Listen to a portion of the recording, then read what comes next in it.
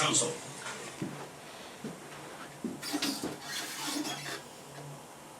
All right, we are back here live on 91.7 WLFR Pomona. You are listening to The Light, powered by AtlanticCityFocus.com, where we regularly do civic engagement discussions, and on Tuesdays here at The Light, we have civic engagement discussions. We affectionately call it Election Day. So today we have Alice from Indivisible Atlantic City, and we have Zanae from Indivisible Pleasantville. Ladies, thank you for stopping by, and please introduce yourselves. Thank you so much for having us. My name is Alice Carsilli. I'm with Indivisible Atlantic City Empathy United. And my name is Zanae Clapp, and I'm with Indivisible Pleasantville Empathy United.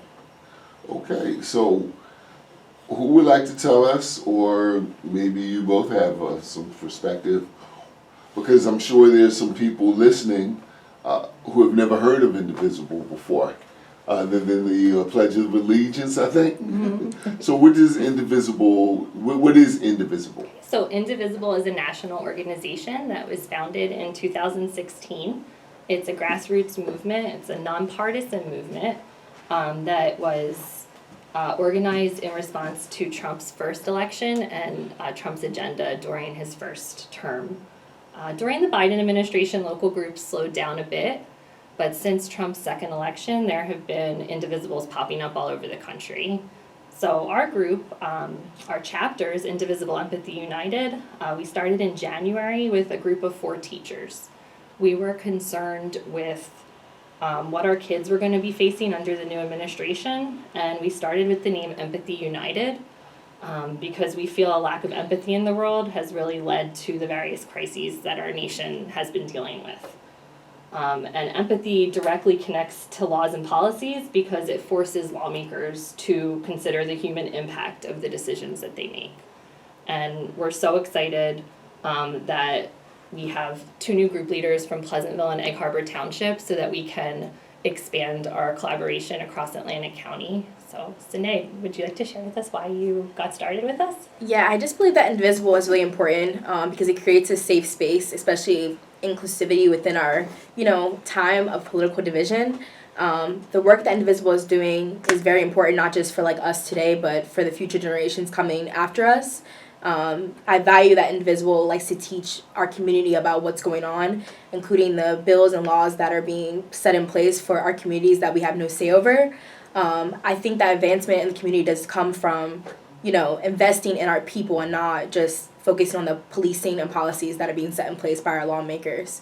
So I'm really committed to giving my community a voice through education, advocacy, and action, and especially just learning more about laws through the people at Indivisible. Everyone is very educated, so it's very helpful for me as a young person, especially as someone who gets their news from TikTok and Instagram. I feel like it's a new way to learn when I'm talking to different people and networking with them. Okay, if you're just tuning in, you are listening to The Light, and some of you now are actually watching on Facebook Live.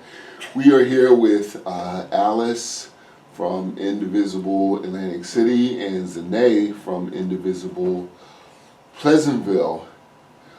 Alice, same question you just asked Zanae. Why did you get involved with Indivisible? I'm kind of tired of feeling like I don't have any control over what's going on, because we do. We have the ability to organize and to mobilize and to come together in community to resist these policies that are so harmful to ourselves and our neighbors. Okay. So we are planning on, we need to start showing up in public spaces, and our group is making that happen. And it's not just through protests and rallies.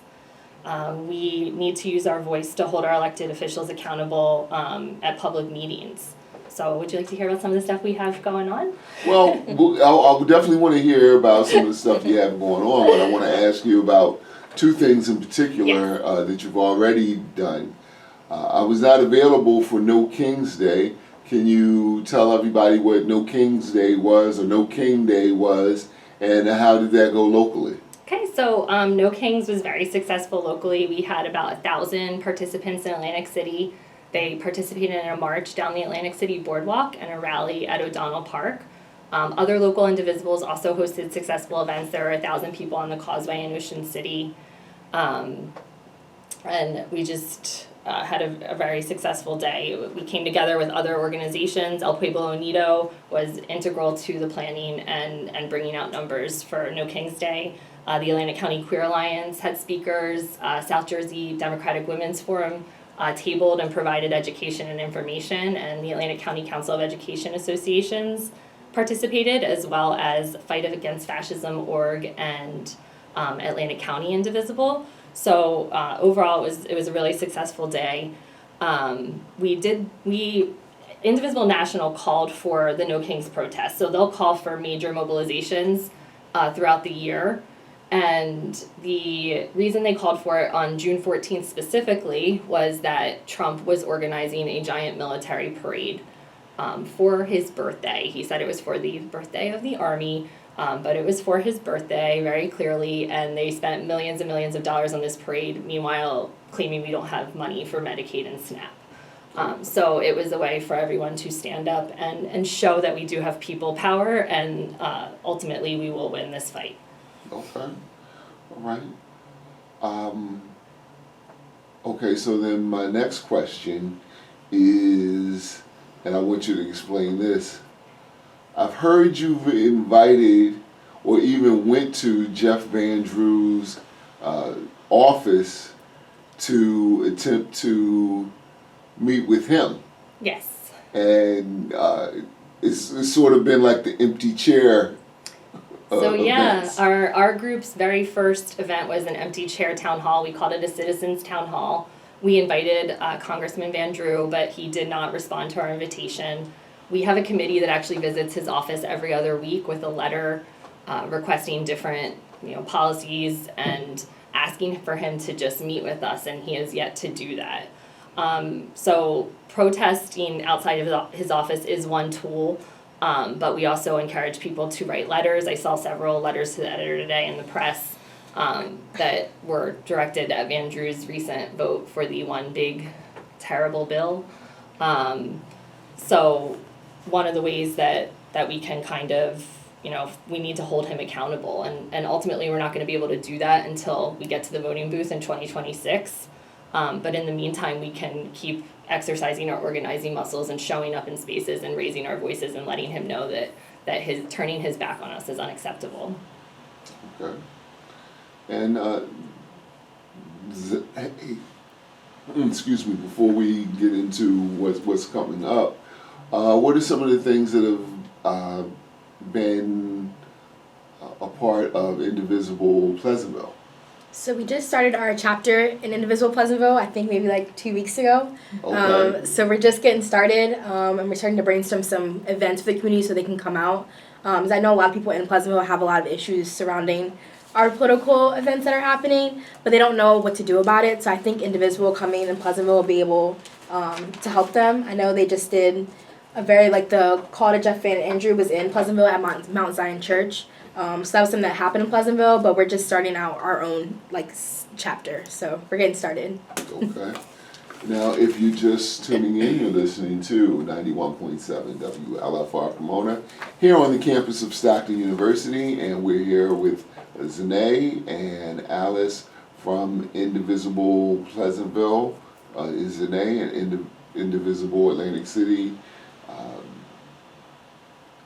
Alice, and together, I hope I'm saying this right, together the two divisions are come together under the title of Empathy United. Is that the best way to say it? Sure, yeah, we're Indivisible Empathy. Sure, that works. Yeah.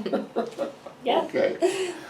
All right. Well, thank you for taking time out of your busy schedule. Can you tell us some of the things that you have coming up now? Yeah, absolutely. So, like I said, protest is just one tool in our toolbox to fight this authoritarian regime that we're dealing with. We also are going to be showing up at meetings. So we have a city council watch organized and a school board watch. So the city council watch will be taking place in Pleasantville. We also are going to be attending our county commissioners meeting on August 5th to speak about ICE activity in Atlantic County. So we're going to be requesting a resolution from our county commissioners to ensure that ICE will have to identify themselves and be unmasked and have judicial warrants for conducting activity in our county.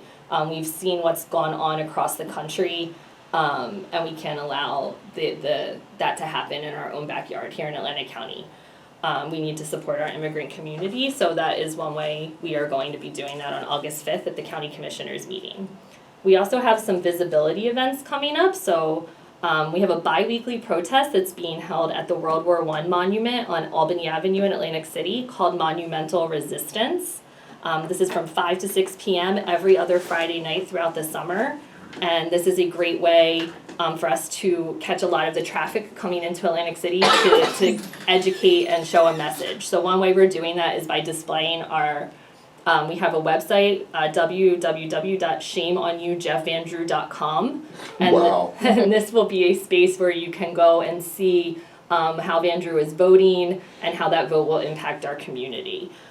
So that's one of the ways we're educating residents and visitors. We also have a flyer brigade. So we actually just kicked off our flyer brigade the other day in Pleasantville, and it was to try to educate voters about the One Big Beautiful Bill and how it could impact them and encourage them to call Jeff Vandrew's office. So we will be continuing these flyer brigades as an attempt to educate the masses. We need to figure out a way to permeate this media bubble that people live in that is leaving them misinformed or ill-informed. So we need to make educating our neighbors one of our goals, and flyer brigades is one way to do that. We also will be holding bridge brigades monthly. So this is just a group of people that will be on the bridge next to the Atlantic City Expressway off exit 9. So that's in Egg Harbor Township. And we display signs with a message for the traffic passing on the expressway, as well as signs on the bridge. So it's a great way to come out, meet some like-minded people, and spread whatever message it is that we are hit with that week.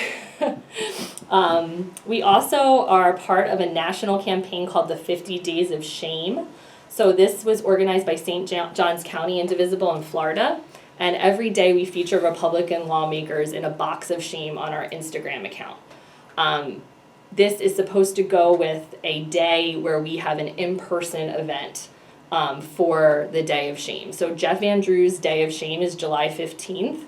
And we are planning on having coordinated beach walks of shame all throughout Congressional District 2.